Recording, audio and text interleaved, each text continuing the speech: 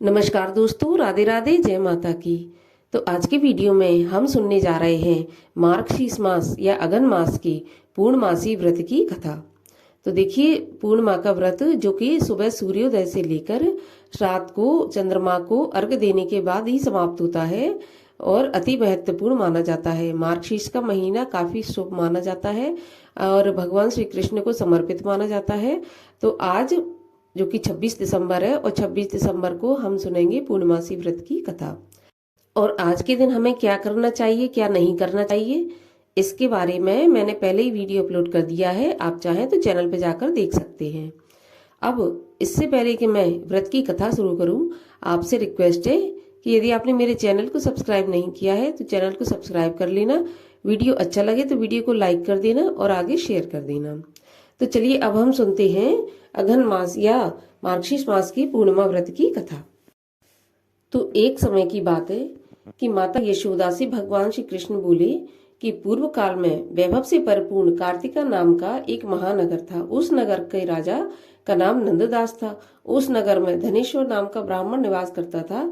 उसकी परम सुशील पत्नी का नाम रूपवती था। वह दोनों प्राणी उस नगर में अत्यंत प्रेम के साथ जीवन व्यतीत कर रहे थे। उनका घर धन धान्य आदि से भरपूर था। किसी प्रकार की कोई कमी नहीं थी। उन दोनों को केवल एक ही दुख था कि उनकी कोई संतान नहीं थी, जिसके कारण वे दोनों सदैव उदास रहते थे।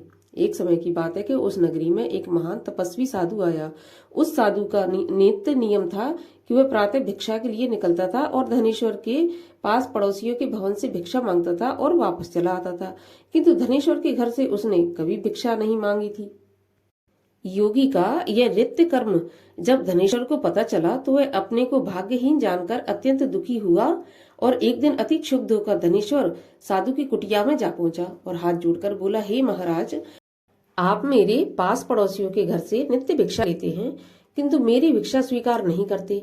हे महात्मा, मैंने ऐसा कौन सा अपराध किया है जिसके कारण आप मेरे घर की भिक्षा नहीं लेते? तब साधु बोला, निसंतान व्यक्ति का अन्न पावन नहीं होता है, उसके ग्रहण करने से पातक लगता है, इस कारण मैं तुम्हारे घर से भिक्षा नहीं लेता हूँ।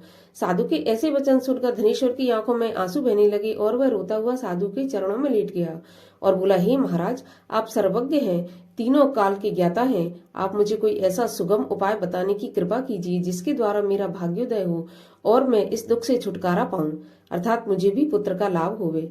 धनेश्वर के ऐसे आदर वचन सुनकर थोड़ी देर बाद विचार मग्न रहने के बाद योगी बोला, हे ब्राह्मण, तुम महामाया चंडी देवी की उपासना करो, उनकी परम कृपा से तुमको अवश्य ही पुत्र लाभ होगा। योगी का ऐसा आदेश पाकर धनेश्वर ने अपने घर आकर सारा हाल अपनी पत्नी को सुनाया और उससे परामर्श कर अपना घर त्याग कर तपस्या के लिए वन में चला गया और निराहार रहते हुए श्रद्धा पूर्वक चंडी की उपासना करने लगा।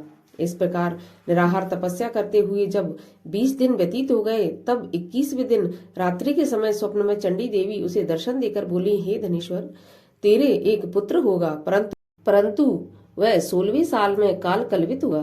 तब धनेश्वर हाथ जोड़कर बोला, हे जगत जननी, आप मुझे कोई ऐसा उपाय बताने की कृपा कीजिए जिससे वह पूर्ण आयु प्राप्त कर सके, असमय में मृत्यु को न प्राप्त हो। तब चंडी देवी बोली, तुम दोनों पति पत्नी यदि 32 पूर्णमासी का व्रत श्रद्धा पूर्वक करो तो तुम्हारा पुत्र चिरायु हो सकता है।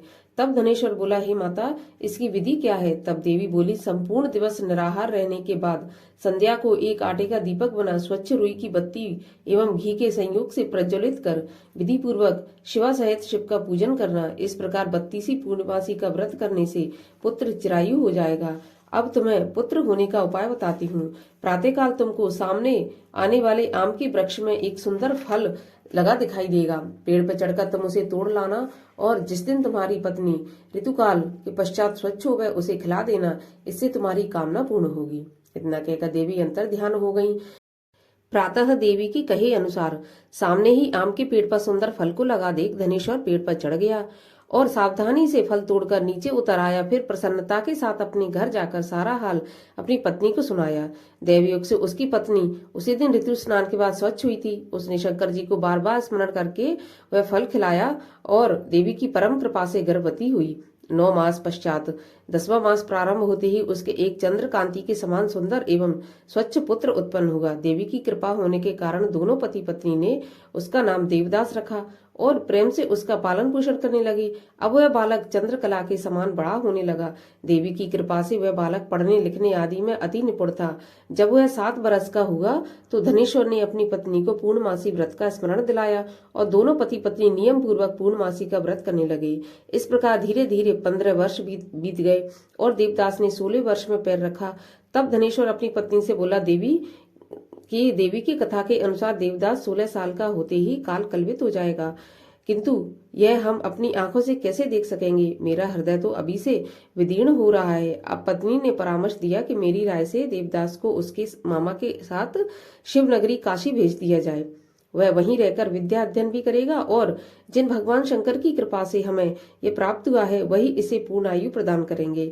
इस प्रकार आपस में विचार करके देवदास के मामा को बुलाकर दोनों को काशी के लिए रवाना किया और दोनों माता पिता उसकी कुशलता की कामना हेतु पूर्णिमा का व्रत करते हुए दिन व्यतीत करने लगे।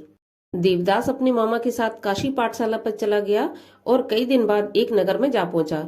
जब तक शाम हो गई थी अतः दोनों मामा भांजे एक धर्मशाला में जा ठहरे। उसी धर्मशाला में एक बारात आकर ठहरी। देवी प्रेरणा से जब भांवर का समय आया तब कुछ देर पूर्वी दूल्हे को पक्षाघात का प्रबल आक्रमण हुआ। दूल्हे के पिता आदि संबंधी अत्यंत विकल हो गए। तब किसी ने परामर्श दिया कि इसी धर्मशाला के अमुक कमरे में वर के अनुरूप एक युवक ठहरा है, उसे किसी प्रकार संतुष्ट कर उसी के साथ भांवरें डलवा दी जाएं और अन्य जो भी कार्य होंगे वह वर के साथ हो जाएंगे। सबकी सम्मति से लड़के के पिता ने देवदास के मामा के पास जाकर निवेदन किया कि अपने भांजे को कुछ देर के लिए मुझे प्रदान करें जिससे मेरे पुत्र का विवाह कार्य संपन्न हो सके। तब उसके मामा ने कहा कि कन्यादान के समय वधु पर्क के अतिरिक्त जो भी कुछ मिलेगा वह मैं ले लूंगा। यदि आपको यह बात स्वीकार हो तो मेरा भांजा आपके कार्य हेतु प्रस्तुत है। वर के पिता ने उसका यह प्रस्ताव स्वीकार कर लिया और देवदास को दूल्हा बनाकर उसी के साथ विवाह कार्य में संपन्न हो गया और उसे कन्या के साथ भोजन के लिए एकांत भवन में भेज दिया। किंतु देवदास मारे संकोच के भोजन न कर सका और मन में विचार करने लगा कि यह दूसरे की स्त्री और इसके साथ भोजन करने से इसका धर्म नष्ट हो जाएगा। इस सोच के मारे उसकी आंखों में आंसू छलक उठे। यह देखकर वह कन्या बोली, मैंने देव द्विज अग्नि एवं अनेक संबंधियों के समक्ष आपको पति के रूप में स्वीकार किया है। अब मैं किसी दूसरे को अपना पति नहीं बना सकती। तब देवदास बोला कि आपके इस निश्चय से आपका अनिष्ट होगा, क्योंकि मेरी आयु का केवल 1 वर्ष बचा है, अतः इस विचार को अपने हृदय से निकाल दीजिए। तब कन्या बोली, हे स्वामी, आप मेरी चिंता न कीजिए। यदि मैं धर्म पथ पर अडिग हूँ तो ईश्वर मेरा कल्याण करेंगे। आप इसकी चिंता त्याग कर प्रेम से भोजन करो। तब देवदास ने उसके साथ भोजन कर शयन किया और प्रातः ब्रह्म बेला में ही शय्या त्याग कर पत्नी को जगाया और उसे दुपट्टा प्रेम पूर्वक प्रदान करके बोला, हे भामिनी, अब मैं तुमसे विदा होकर जनवासी में जा रहा हूँ। यदि परमात्मा की कृपा से जीवित रह गया तो अवश्य मिलूंगा। वैसे मेरी मृत्यु व जीवन जानने के लिए तुम अपने भवन में उत्तम सुगंध वाली नवपल्लिका का पेड़ लगाना और उसे नित्य प्रति अपने हाथों से सींचना। जब तक वह पेड़ हरा भरा व फूलता फलता रहे तो मुझे जीवित समझना। कदाचित वह पेड़ मुरझाकर सूख जाए तो जान लेना कि मैं संसार में नहीं रहा। अतः संतोष के साथ मर्यादा का पालन करना। इतना कह पत्नी से विदा होकर देवदास अपने मामा के पास जा पहुंचा और दोनों मामा भांजे उसी समय काशी यात्रा पर चल पड़े और कुछ काल बाद काशी में जा पहुंचे। इधर सवेरा होते ही बारात विदा की तैयारी होने लगी और समस्त बारातियों व वर के साथ वर के पिता मंडप में जा पहुंचे। तब उस कन्या ने वर को देखकर अपने पिता को अपने पास बुलाया और बोली कि आपने जिस वर के साथ मेरा विवाह किया है वह यह नहीं है, अतः यह मेरा पति नहीं है, मैं इसके साथ नहीं जाऊंगी। तब तो सभी बाराती बिगड़कर बोले, तुम्हारी शादी इसी वर के साथ हुई थी, अतः तुमको चलना पड़ेगा। तब कन्या बोली, मैंने कन्यादान के समय कुछ आभूषण वर को दिए थे, वह दिखाइए, तथा मैंने क्या क्या गुप्त बातें बताई थी वह सुना दें। यदि सत्य होगा तो मैं जान लूंगी। कन्या के ऐसे वचन सुनकर पक्षाघात से पीड़ित वह वर लज्जित हो गया और समस्त बारातियों के साथ वापस चला गया। काशी जी में निवास करते हुए 1 वर्ष होने को आया तो एक दिन काला सर्प उसे डसने की कामना से उसके कमरे में आया। देवदास उस समय सो रहा था, अतः उस सर्प का आगमन न जान सका और उस सर्प के प्रभाव से देवदास के आसपास की सारी धरती काली पड़ गई। परंतु उस विष का प्रभाव देवदास पर न हुआ, क्योंकि उसकी माता 32 पूर्णिमाओं का अपना संकल्प पूरा कर चुकी थी। अतः देवदास के प्राण न निकले और वह जीवित रहा। सांप के निष्क्रिय होने पर समाचार जब यमराज को ज्ञात हुआ तो वह अपने वाहन पर सवार होकर देवदास के प्राण लेने को चला। रात्रि का समय था। काशी में काशीपति के गढ़ चारों ओर घूम घूम कर पहरा दे रहे थे। अचानक उनकी दृष्टि यमराज पर पड़ी तो वह उनके आगमन का कारण जानने की उत्सुकता को न दबा सके और यमराज के पीछे पीछे चल दिए। अपने प्रयासों से उनके आने का अभिप्राय ज्ञात कर लिया और वह समाचार देने के लिए वह देवाधिपति शंकर जी के पास पहुंचे और विस्तार से सारा हाल भवानी शंकर को सुनाया।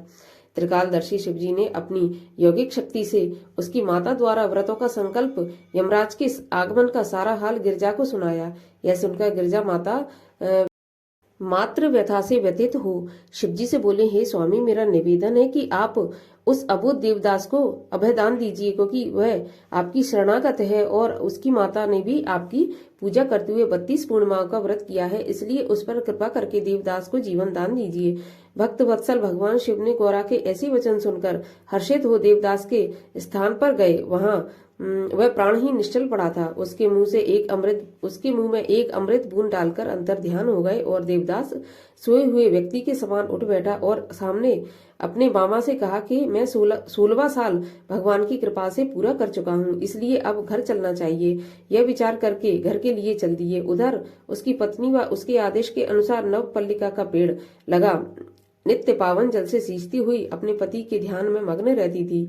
जब यमराज ने देवदास के प्राण निकाले तब नवपल्लिका के मुरझाए हुए पुष्पों को देखकर वह अति व्यथित हो गई और कुछ काल बाद ही जब देवदास को शिवजी ने जीवित कर दिया तब नवपल्लिका के पुष्प पुनः सुरक्षित और पूर्व प्रवाह युक्त हो गए। यदि वह आनंद मैं अपने पिता के पास जाकर बोली, हे पिताजी, मेरे प्राणनाथ जीवित हैं, आप मेरी विनती पर ध्यान दीजिए और उनका पता लगाने का प्रयत्न कीजिए। अभी बाप बेटी में यह बात हो ही रही थी कि बाहर से समाचार मिला कि आपके दामाद देवदास बाहर द्वार पर आ गए हैं। तब दोनों बाप बेटी परम प्रसन्न हो शिवजी का गुणगान करने लगे और अपने संबंधियों को एकत्र कर सबके समक्ष उसकी परीक्षा करके और परीक्षा में भली भांति जब विश्वास हो गया कि वही यह लड़का है जिसके साथ विवाह हुआ था, तब बड़ा आनंद मनाया और 1 सप्ताह तक उसकी मेहमानदारी करने के बाद तमाम दहेज आदि के साथ कन्या सहित विदा कर दिया। देवदास पत्नी के सहित मामा के साथ अपने गांव पहुंचे। घर में जाकर अपनी पत्नी सहित माँ बाप के चरणों में शीश नवाया। माँ बाप परम प्रफुल्लित हुए और दोनों आशीर्वाद देकर गले से लगा लिया।